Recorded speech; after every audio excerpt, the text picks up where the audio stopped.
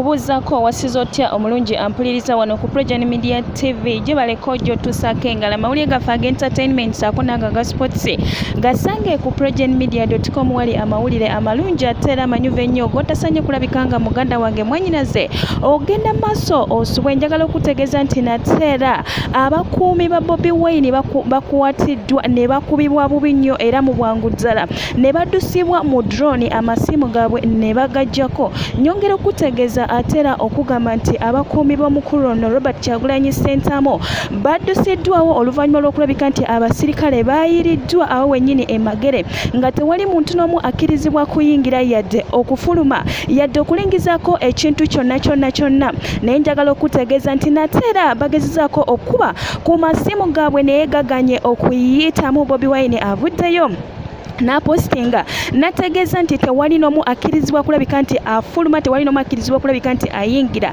naye wa security amukuuma saako n'oyo akola mu gadeni yaabwe ey'ewaka bagenze maaso ne baddusibwawo mangu nnyo. Abasirikale bagenze maaso ne babaddusaawo ne babatwala, tewali n'omu amanyiwa gye babatutte naye babatwalidde mu drone. Kyenjagadde okulabika nga nkutegeeza kino kibaddewo oluvannyuma lw'omukulu ono Bobi Wine Robert Kyagulanyi Ssentamu okuganyibwa okugenda e Kayunga okukubira Miss Harriet akalulu nga bagenda kulabika nga ku lunaku olwokuna balonda abantu bano kuba LC5 e Kayunga awo wennyini. Naye njagala okutegeeza nti Bobi Wine bamuganye okulabika nga agendayo, yabadde alina okulinnyayo leero agende alabike nga akubira omuwala ono oba omukyala ono akalulu asobole okulabika nga naye ayitamu ate era afuna ekintu ekirungi. Bwe kityo nate era kyenjagadde okutegeeza akaseera kano weyongere kumira ku Progen Media TV tovaawo ebirungi bingi tukyaleeta, tujja kuba tukutusaako ebisingawo ku nsonga eno. Abantu bano